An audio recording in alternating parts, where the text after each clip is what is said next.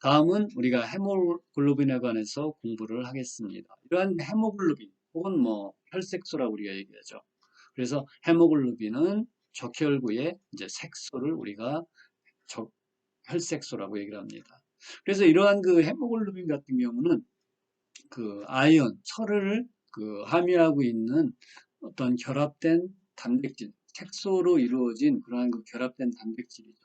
그리고 분자량은 6만 6천에서 6만 9천 정도가 되게 되고, 이 헤모글로빈은 햄과 글로빈으로 되어져 있어요. 그래서 이 햄을 우리가 크로모프로테인, 색소 단백질이라고 얘기를 하고, 그 안에는 네 분자의 햄의 그 아이온, 철을 가지고 있고 그 피롤 그룹이라는 부위에서 철이 결합되어 있는 거죠. 그리고 글로빈 같은 경우는 그 심플 프로테인, 어떤 단순 단백질, 프로테인으로서 단순 단백질입니다. 그래서 이러한 게 헤모글로빈이 합성되는 것을 보게 되면 햄과 글로빈이 각각 합성이 되어서 생성되는 마지막 단계에 햄과 글로빈이 이제 결합하는 그런 결합하게 됩니다. 그래서 햄 같은 경우 마이토콘드리아에서 합성이 이루어지게 되는데 글라이신과 석신을 구한제는 A가 햄의 합성 마지막 단계에서 중심 부위에 철을 이제 삽입해서 이제 햄이 합성이 이루어지게 되죠. 글로빈 같은 경우에는 일반적인 그러한 그 단백질의 합성과 동일하죠. 그래서 보게 되면 일반적으로 단백질은 어디에서 ER에 있는 리보솜에서 합성이 이루어지게 되죠. 메신저 RNA가 맨 먼저 DNA로부터 mRNA가 합성이 이루어지게 되고 mRNA가 리보솜에서 단백질이 합성이 되죠. 합성이 되고 나서 리보솜에서 글로빈이 방출이 된다고 그래요. 정상 혈색소의 구조를 보게 되면 혈색소는 햄 그룹, 즉 아이온과 피롤 그룹의 아이온이 결합되어 있는 그런 그 구조물을 우리가 프로필린 링이라고 얘기합니다. 햄 그룹과 그리고 네 분자의 펩타이드로 이루어진 그 글로빈, 단백질 분자인 글로빈으로 이루어졌습니다. 그래서 헤모글로빈의 구조를 보게 되면 4개의 서브유닛, 일반적으로 정상인에게 있어서 2개의 알파 체인과 2개의 베타 체인, 각각 141개 아미노 액시드로 이루어진 알파 체인과 베타 체인으로 이루어져 있고, 그래서 그림에 보시게 되면 그 알파 체인과 2개의 알파 체인이 좌측에 위축에, 그리고 밑에 알파 체인이 있고 베타 체인이 있고, 그리고 각각의 그 펩타이드 체인 중심 부위에 이제 햄 그룹이 이제 존재하고 있어요. 그래서 오른쪽 그림을 보게 되면 각각의 펩타이드 체인의 햄 그룹을 가지고 있죠. 그래서 햄 그룹을 그 밑에 확대되어 있는 그림을 보게 되면 그 피롤 그룹, 4개의 피롤 그룹의 중심 부위에 이제 철을 함유하고 있죠. 그래서 요 고리를 우리가 포르피린 링이라고 얘기를 합니다. 그렇기 때문에 각각의 2개의 알파 체인, 2개의 베타 체인의 네 분자의 햄 그룹, 햄 분자를 가지고 있어요. 그래서 각각의 햄 분자에 각각의 산소 한 분자와 결합할 수 있기 때문에 정상 혈색소 한 분자에는 네 분자의 산소와 결합할 수 있는 것입니다. 헤모글로빈의 종류는 여러 종류가 존재하고 있는데, 첫 번째가 이제 옥시 헤모글로빈이죠. 그래서 옥시지네이티드, 즉 산소화된, 헤모글로빈에 산소가 결합되어져 있는 그러한 헤모글로빈이에요. 그래서 약자로 HbO2라고 얘기를 하죠. 그래서 이렇게 폐에서 특히 이제 산소를 공급받아서 헤모글로빈과 결합하죠. 그래서 일반적으로 헤모글로빈에 산소가 포화되어 결합되어져 있을 때 1g의 헤모글로빈에는 1.34ml, 1.34g의 34g의 산소 분자와 결합할 수 있어요. 그래서 일반적으로 혈액 100ml당 헤모글로빈 15g이 존재하고 있다면 혈액 100ml에 이 헤모글로빈이 존재함으로 인해서 산소를 20ml 정도, 거의 20% 정도는 그 안에 산소가 함유되어 있다는 얘기죠. 그래서 상당히 그 산소가 풍부한 그런 헤모글로빈 혈액을 가지고 있게 되는 겁니다. 두 번째는 산소 대신에 그 CO, 카본 모녹사이드가 결합되어 있는 형태죠. 그래서 이것을 우리가 약자로 HbCO 혹은 카복시 헤모글로빈이라고 얘기를 합니다. 그래서 이렇게 CO, 일산화탄소가 결합된 헤모글로빈 같은 경우는 색깔이 이제 오른쪽에 그 체리같처럼 아주 브라이트 체리, 밝은 그런 그 체리색이죠. 그래서 아까 우리가 이전에 그 동맥혈이 그 선홍색, 아주 밝은 그런 그 붉은색이기 때문에 이 그 일산화탄소, 그 CO에 결합된 헤모글로빈이 풍부한 혈액을 우리는 동맥혈, 산소가 풍부한 동맥혈로 이제 오인할 수가 있어요. 그래서 이게 왜 임상적으로 어떤 의미가 있냐면 요새는 안 그렇지만 예전에 학교 주변에는 원룸이 연탄 보일러 연탄 보일러를 사용을 했었는데 연탄에서 이제 나오는 가스가 그 일산화탄소예요. 그래서 일산화탄소가 이제 그 방으로 들어와서 학생들 혈액에 있는 헤모글로빈 결합을 하게 되면 이 일산화탄소와 헤모글로빈의 결합력이 그 산소와 헤모글로빈의 결합력에 비해서 200배 정도 더 강하다고 그래요. 그렇기 때문에 만약에 산소와 연탄가스, CU가 같이 존재한다 그러면 헤모글로빈이 산소와 결합할 수 없고 뭐와 일산화탄소와 결합을 하는 거예요. 그러면 혈중에 있는 헤모글로빈이 산소는 운반할 수 없고 일산화탄소에 헤모글로빈이 결합되어 있기 때문에 그 연탄가스 중독이 생기게 되죠. 그러면 상당히 치명적인 그런 결과를 나타낼 수가 있습니다. 세 번째는 그 메트 헤모글로빈이죠. 우리가 페릭 헤모글로빈.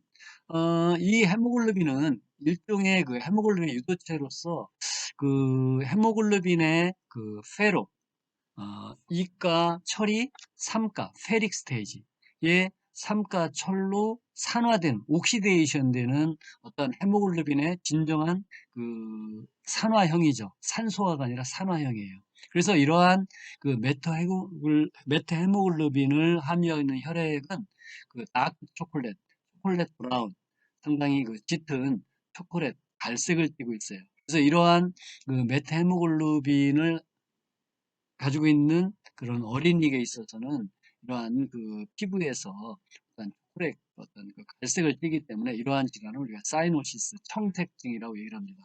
이러한 그 메타헤모글로빈 자체는 독성은 없지만 문제는 산소와 결합할 수 없게 되는 거죠. 산소와 결합하려면 페로, 이가 상태에서 산소와 결합할 수가 있는데 3가, 페릭 상태가 되기 때문에 산소를 결합할 수 없는 기능적으로 non functional한 그러한 그 헤모글로빈이에요. 그래서 이렇게 메타헤모글로빈이 생성되는 이유는 그 여러 가지 산화제 혹은 뭐 아질산염 중독이라든지 아니면 염소산염 중독 그리고 간혹 가다가 아미노페놀이나 설포나마이드 같은 그런 약물의 어떤 그 부작용으로서 기능을 할 수 없는 메타헤모글로빈이 증가한다고 합니다. 네 번째는 그 미오 헤모글로빈, 미오 혹은 뭐 미오글로빈, 머슬 헤모글로빈이죠. 이거는 그 햄과 글로빈으로 이루어진 어떤 진정한 헤모글로빈. 그렇지만 일반적인 혈중에 있는 헤모글로빈이 산소를 운반해주는 어떤 운반체로서의 역할을 한다면 이 미오글로빈 같은 경우는 근육, 머슬에 존재하면서 산소의 어떤 스토어, 저장을 하는 그러한 역할을 하고 있어요. 그리고 또 구조적으로 일반적인 혈중에 있는 헤모글로빈과 가장 큰 차이점은 이 미오글로빈 같은 경우는 그 한 분자의 그 햄그룹과 한 분자의 글로빈, 폴리펩타이드가 단지 싱글로 되어져 있어요. 그렇기 때문에 근육에서 산소를 순간적으로 짧은 시간 산소를 저장해주는 어떤 저장소의 역할을 해요. 그렇기 때문에 이 분자량 같은 경우는 일반적인 헤모글로빈의 약 4분의 1 정도인 16,700이에요. 원 헤모글로빈 분자와 원 펩타이드 분자의 어떤 그런 컴플렉스죠. 그렇지만 이러한 그 미오글로빈 같은 경우는 그 혈액 헤모글로빈에 비해서 산소에 대한 그런 친화성, 어피니티는 상당히 높다고 합니다. 그다음에 다섯 번째가 이제 태아에 의한 헤모글로빈, 그 HbF, 태아 헤모글로빈이죠. 이 태아 헤모글로빈 같은 경우는 태어나고 나서 애프터 버스 태어나고 나서 아기 때에 그 전체 혈액의 약 41%에서 100% 정도까지 헤모글로빈이 차지하고 있어요. 이 구조적으로 가장 큰 차이점은 성인 헤모글로빈을 우리가 HbA라고 얘기를 한다면 이 성인 헤모글로빈은 두 개의 알파 체인과 두 개의 베타 체인으로 이루어져 있지만 이 피탈 헤모글로빈 같은 경우는 두 개의 알파 체인과 두 개의 gamma 체인으로 이루어져 있다고 그래요. 이러한 그 HbF 같은 경우는 HbA, 성인 헤모글로빈에 비해서 산소에 대한 친화성과 그리고 산소에 대한 어떠한 그러한 그 캐퍼시티, 산소를 그 받아들일 수 있는 능력이 상당히 높다고 그래요. 그래서 보게 되면 일반적으로 우리가 산소 해리국선이라는 것은 산소의 분압에 따른 산소 포화도의 정도를 우리가 산소 해리국선이라고 얘기를 하는데 오른쪽에 있는 그래프처럼 그 산소 해리국선의 그 경사도가 그 성인에 비해서 성인의 헤모글로빈의 어떤 그 산소 해리국선에 비해서 급경사를 이루기 때문에 어떤 혈액에 대한 그러한 그 산소 친화도가 더 높다고 합니다. 다음은 그 적혈구 지수에 관해서 공부하겠습니다. 그 에리드로사이트 인덱스라고 얘기를 하는데 이 적혈구 지수라는 것은 적혈구의 개개의 용적이나 아니면 헤모글로빈의 양과 포화 정도 여러 가지 이러한 것들을 측정을 해서 빈혈의 종류와 치료 방향을 결정하고 또 효과를 판정하는 데 사용되어지는 아주 중요한 지수예요. 그래서 우리가 세 가지 혹은 뭐 네 가지도 있는데 우리는 중요한 거 세 가지만 우리가 공부를 해보게 되면 첫 번째는 평균 적혈구 용적이죠. mean corpuscular volume. 이 용어에서 나타내듯이 이것은 각각 개개의 적혈구의 평균 용적을 얘기하는 거예요. 그래서 정상적인 용적을 같은 경우 노모사이트, 매크로사이트, 매크로는 크잖아요. 그래서 정상 적혈구 아니면 매크로사이트는 정상보다 용적이 큰 대적혈구. 그래서 이러한 적혈구가 큰 것이 많은 어떤 증상을 매크로사이토시스 혹은 마이크로사이토시스, 정상보다 작은 거, 그리고 그게 어떤 증상으로 나타날 때 마이크로사이토시스라고 이릅니다. 그래서 이 MCV를 측정할 때는 우리가 어떤 공식이 있는데 PCV, 평균 적혈구 용적 곱하기 10 나누기 적혈구 수예요. 그래서 보통 수백만 개 혹은 뭐 천만 개이기 때문에 그것을 우리가 이제 계산을 통해서 나타내주게 됩니다. 그리고 이 평균 적혈구 용적의 그 단위는 우리가 이제 펜토리터 혹은 세제곱 마이크로로 우리가 나타낼 수가 있다고 합니다. 두 번째는 평균 적혈구 혈색소량, mean corpuscular hemoglobin, MCH죠. 이것은 적혈구 한 개당 함유하고 있는 혈색소의 양을 나타내는 거예요. 그래서 이 정상적으로 이제 그 혈색소를 가지고 있는 것을 노모크롬, 그리고 만약에 그것보다 정상보다 혈색소를 적게 가지고 있으면 하이퍼크롬, 그리고 정상보다 만약에 더 많이 가지고 있으면 하이퍼크롬이라고 얘기를 합니다. 그래서 이러한 그 혈색소량을 나타낼 수가 있는데 이것도 우리가 어떤 공식을 통해서 쉽게 나타낼 수가 있어요. 헤모글로빈 곱하기 10 나누기 적혈구 숫자. 그렇게 하게 되면 각각의 평균 그 적혈구 안에 함유되어 있는 혈색소량을 계산할 수가 있고 단위는 이제 피코그램. 상당히 피코는 작죠. 그죠? 피코, 마이크로. 그래서 10에 마이너스 9승 그램 정도 되는 거예요. 적혈구 하나가 얼마나 작은데 그 안에 혈색소량 얼마나 적겠어요. 그래서 세 번째는 평균 적혈구 혈색소 농도죠. 그래서 mean corpuscular hemoglobin concentration, 약자로 MCHC죠.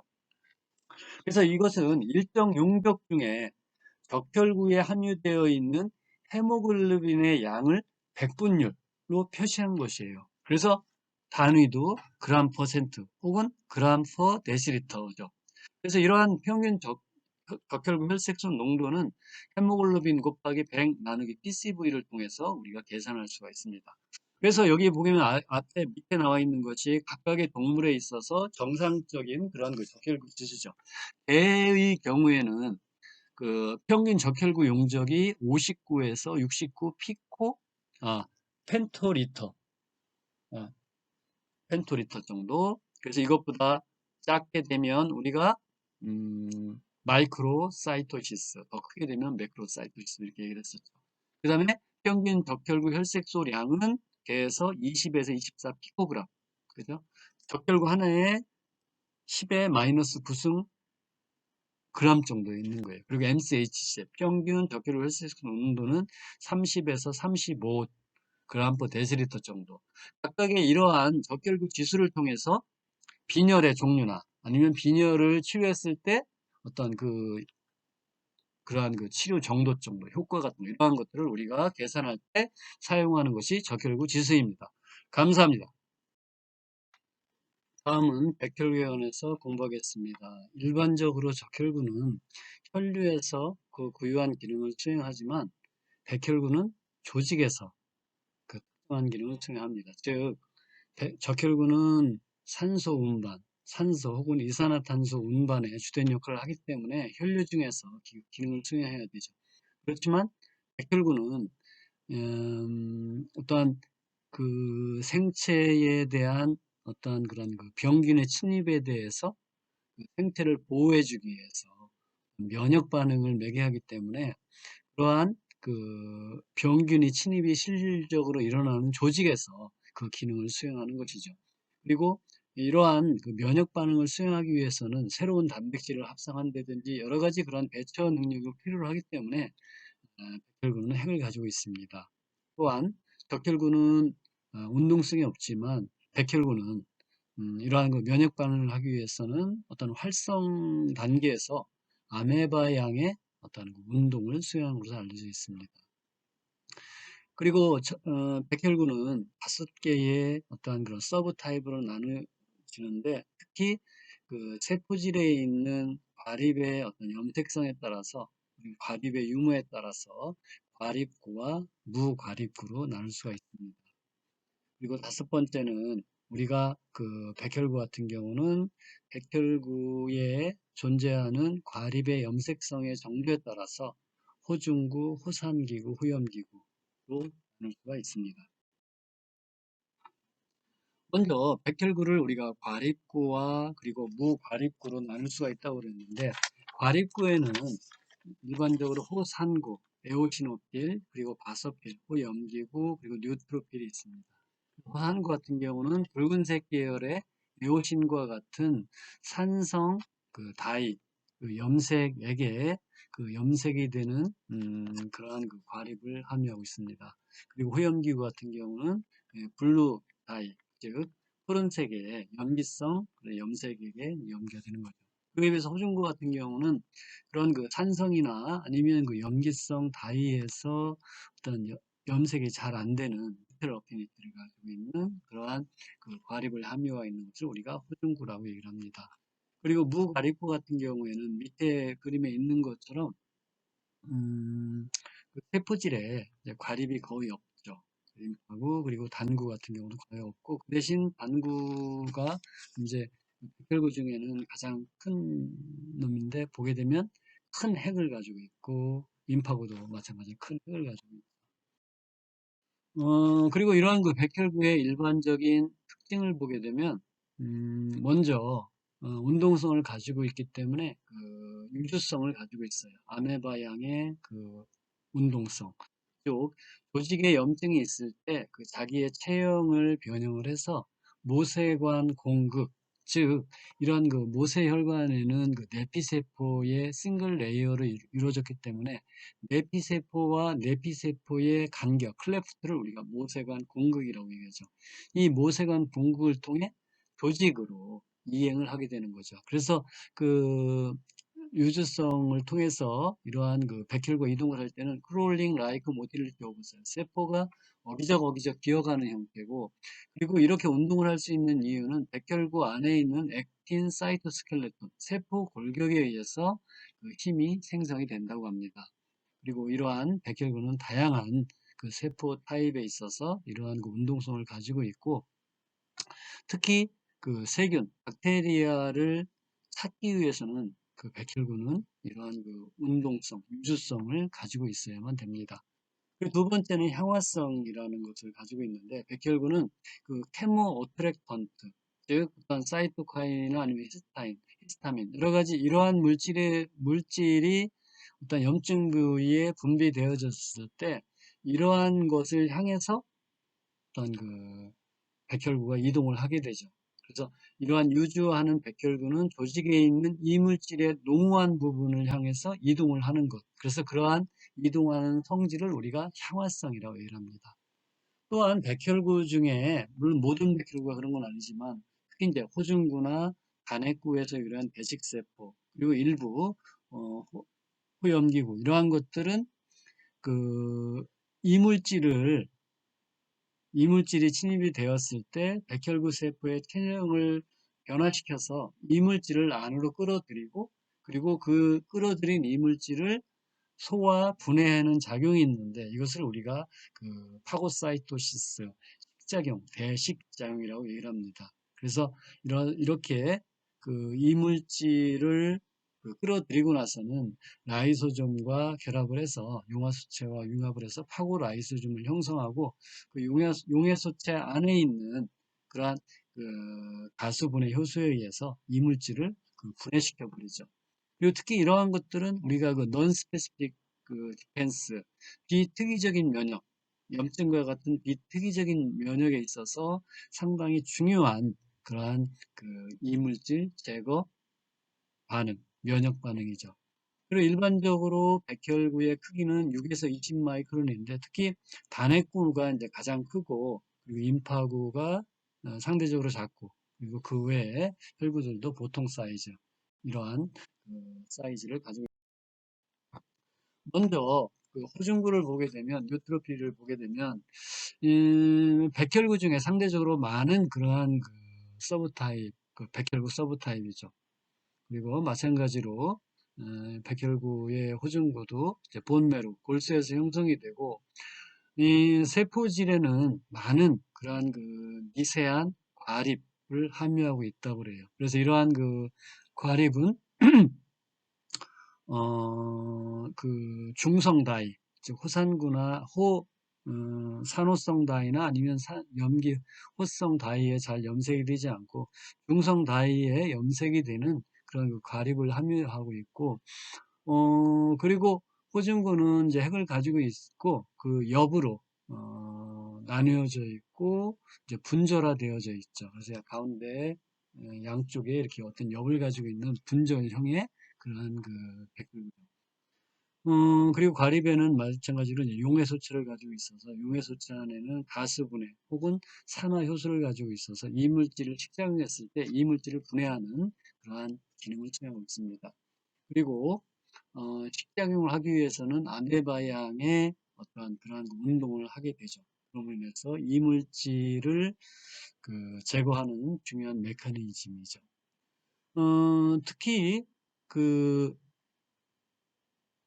조류나 아니면 토끼에서는 그 이들 그 뉴트로필이 그 에오신 즉 산성 그 다이 그 염색액으로 그 염색이 되는 그러한 그 크고 아니면 어떠한 그 막대 모양의 그리고 방수상 모양의 어떤 과립을 함유하고 있는데 그것을 우리가 그 토끼나 조류에서는 그걸 슈도 에오지노필 뉴트로필을 슈도 에오지노필이라고 우리가 명명을 합니다. 그리고 또한 중요한 것이 이 뉴트로필은 그 항체, IgG 타입의 항체에 대한 그런 수용체를 가지고 있어요. 그래서 IgG 타입의 항체, 항원과 항체가 결합되어 있을 때 그 항원과 항체가 결합되어 있는 그 물질을 라이겐드로 사용을 해서 뉴트로필에 대한 리셉터와 결합을 하게 되면 나중에 그걸 뭐 포식을 한다든지 제거하는 그런 중요한 메커니즘입니다. 다음 에오시노필.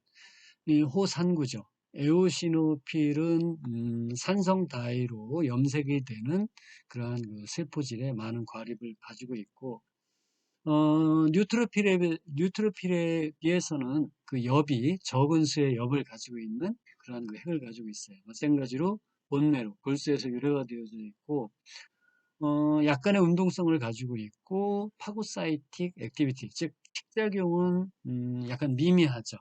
호중구가 가장 강력하고 호산구는 상당히 미미하다고 그래요. 그리고 특히 이러한 그 호산구 같은 경우는 과민성 치욕이나 아니면 그 알러지 반응 상태에서 특히 에오시노필이 증가한다고 해요. 그리고 이러한 그 에오시노필은 또 뭐에 대한 수용체를 가지고 있냐면 항체 중에 IgE 타입 항체에 대한 그런 수용체를 가지고 있고, 특히 에오시노필이 기능적으로 중요한 것은 우리 그 장에 기생하는 어떤 기생충, 헬민스 중에 이러한 것들에서 특히 그 에오시노필이 이러한 그 장 기생충을 제거하기에 적합한 그러한 그 방어 기작에 중요한 역할을 하기 때문에 에오시노필에 의해서 이러한 그 장 기생충에 대한 그런 그 치사율이 좋은 그러한 그 것을 가지고 알려져 있습니다. 그리고 또한 에오치노필 같은 경우는 어떤 스트레스 조건이나 아니면 특히 이제 스트레스 조건에는 이제 부신피질 자극 호르몬, 이러한 호르몬의 방출이 증가하게 되는데, 그런 스트레스 조건 하에서는 에오치노필이 감소하기 때문에 그러한 그 심플을 에오치노페니아, 호산성 감수증이 ACTH를 어떤 주사를 받는다든지 이제 그 인젝션을 했을 때 ACTH의 어떤 포텐시, 효능에 대한 그런 인덱스로서 에오시노페니아가 일어났느냐 안 일어났느냐, 그래서 ACTH의 기능을 좋은가 아니면 나쁜 거에 대한 어떤 판별 기준으로 사용된다고 합니다. 다음은 이제 바소필 호염기구죠. 그래서 호염기구는 그 백혈구 중에 숫자가 이제 가장 적은, 경우에 따라서는 뭐 거의 숫자가 없을 정도로 그렇게 적은 그러한 그 서브 타입이 호염기구죠.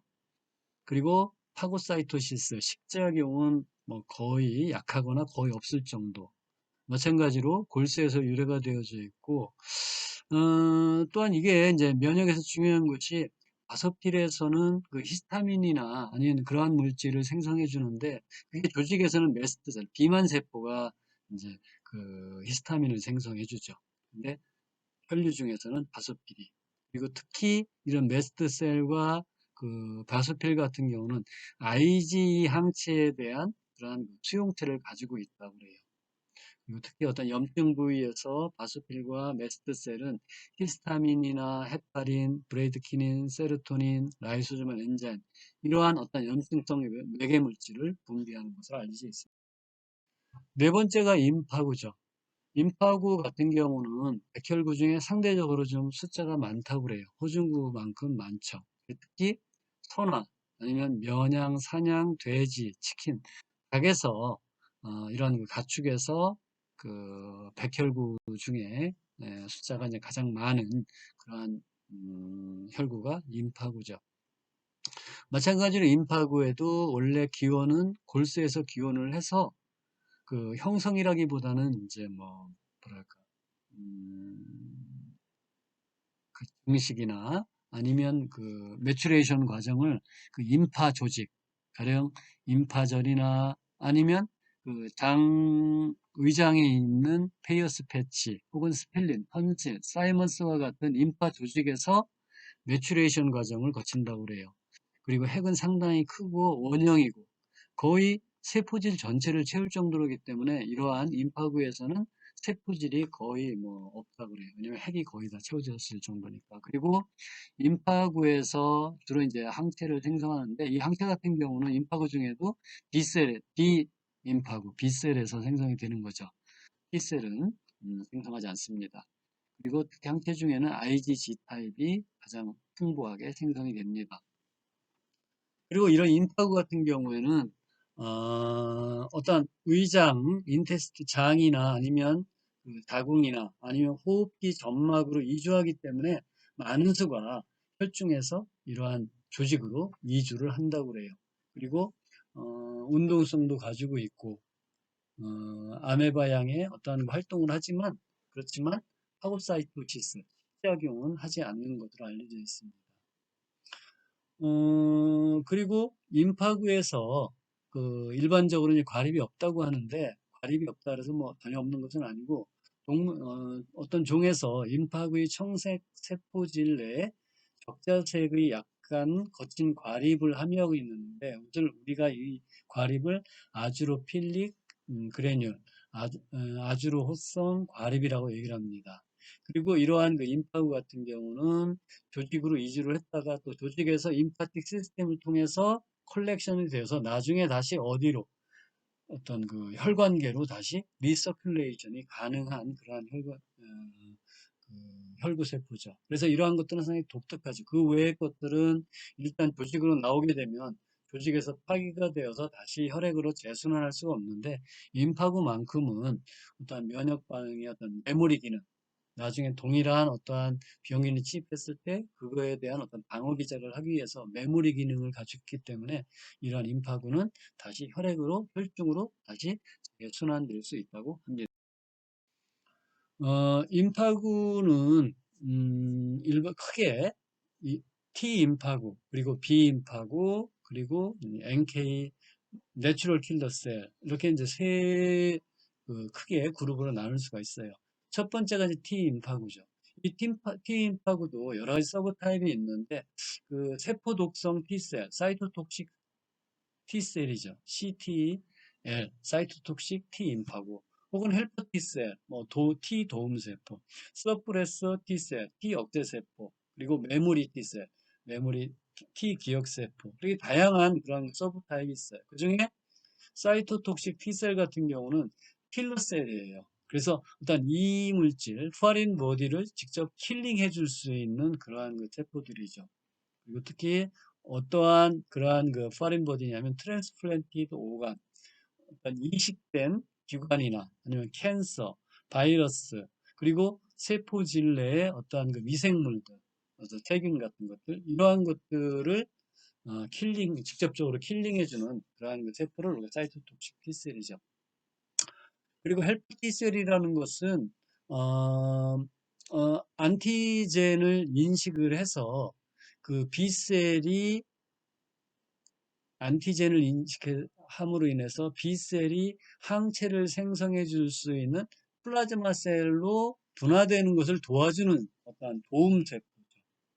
그리고 이러한 세포가 또한 서프레스 T셀이 있는데 이런 서프레스 T셀은 그 휴머럴 이뮤니티, 즉 항체를 생성하는 B셀에 의해서 플라즈마 셀로 분화가 이루어지고 플라즈마 셀에서 항체를 생성하는 것을 우리가 휴머럴 이뮤니티라고 얘기를 하는데 이런 체액성 면역이나 아니면 사이토톡식 T셀에 의한 세포성 면역, 셀룰라 이뮤니티의 어떤 면역 반응을 억제해 주는 거예요. 그러한 세포를 우리가 서프레서 T셀이죠.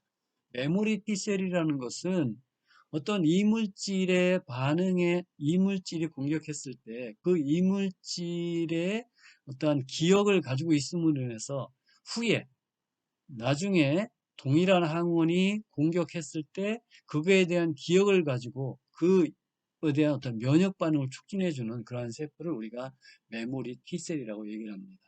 그래서 이러한 그 T셀 같은 경우는 생성은 어디에서 주로 돼요? 본메로에서 생성이 되어져서 나중에 어디에서? 사이머스, 흉선에서 매추레이션을 과정을 거치게 돼요. 그래서 T셀에 대한 어원이 사이머스의 T에서 유래가 됐다고 합니다.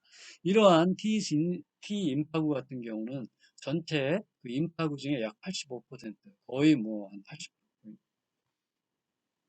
대부분을 이러한 그 T셀이 가지고 있고, 이러한 것들은 본내류에서 형성이 되어서 사이머스, 흉선에서 매추레이션을 거친 다음에 나중에 다시 혈류를 따라 이동을 해서 임파절이나 비장 아니면 페어스 패치에서 존재하면서 어떤 면역 반응이 일부에서 이물질이 침입했을 때 면역 반응을 매개하는 그런 세포들이 T세포입니다. 다음은 이제 B세포. B임파구, B세포 같은 경우는 처음에 그 치킨의 버사, 그 치킨의 파브리시우스, 버사 파브리시우스라는 그러한 그 낭이 있는데 그 처음에 이 치킨의 그 파브리시우스 낭에서 처음 발견이 되어졌다고 해요. 그래서 이제 B셀, B임파구라고 명명이 되어졌다고 그래요. 마찬가지로 이런 B셀도 오리지네이션, 그 기원은 이제 본메루에서 기원이 되었다가 나중에 어디로 어떤 임파절이나 비장이나 본메루나 아니면은 뭐 리버 혹은 뭐 조류에서는 파브리시우스나 이런 데서 존재하고 있다가 어떤 필요에 의해서 어떤 이물질이 침입하는 경우에 이제 B셀이 플라즈마 셀로 분화가 되어서 그 다음에 플라즈마 셀이 항체를 생성해서 그 항체가 항원, 이물질을 결합을 해서 아니면 이물질을 제거해주는 그러한 그 체액성 면역을 매개합니다. 그리고 이 비임파구 같은 경우는 전체 임파구의 약 15%를 차지하고 있다. 그리고 제3의 임파구가 이제 내추럴 킬러 셀이죠. 그래서 우리가 이제 NK 셀 혹은 NK T 셀이라고 얘기를 합니다.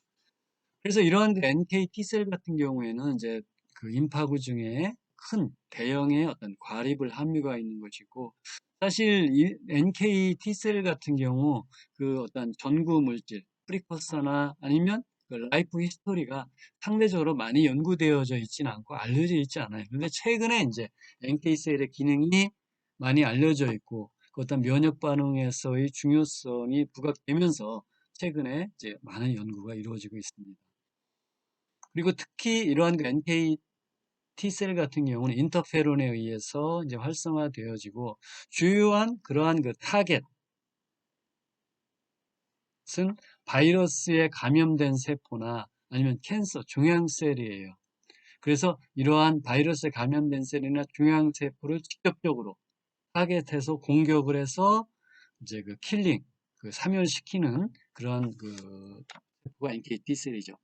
그리고 이 NK T셀은 임파구이면서 상대적으로 빠르게 그리고 non specifically, 왜냐면 이제 B셀이나 T셀은 스페시픽 면역 반응인데 이 NK T셀 같은 경우는 어떤 바이러스에 감염된 세포나 캔서셀을 비특이적으로 무차별적으로 그리고 상당히 신속하게 제거해주는 그러한 중요한 면역 세포입니다.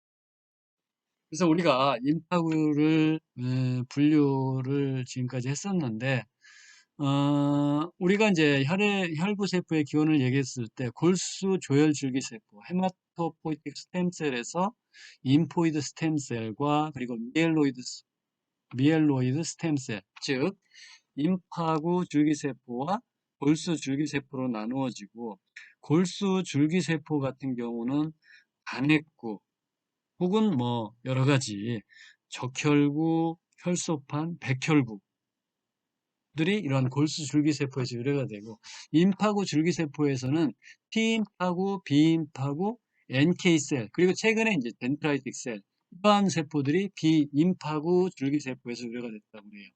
그리고 골수 줄기세포에서는 이제 호중구, 호산기구, 호중구, 호산구, 호염기구, 단핵구 이러한 세포들이 골수 줄기세포에 유래가 됐죠. 단핵구는 나중에 조직으로 넘어가서 대식세포가 이루어지죠. 그리고 임파구 줄기세포에서는 T임파구가 도움 T세포, 사례 T세포, 기억 T세포, 억제 T세포. 그리고 B임파구 같은 경우는 기억 B세포 혹은 플라즈마 셀. 그래서 임파구가 플라즈마 셀로 분화가 되어서 플라즈마 셀이 항체를 생성해 주는 거죠. 그래서 이렇게 우리가 임파구를 분류할 수가 있습니다.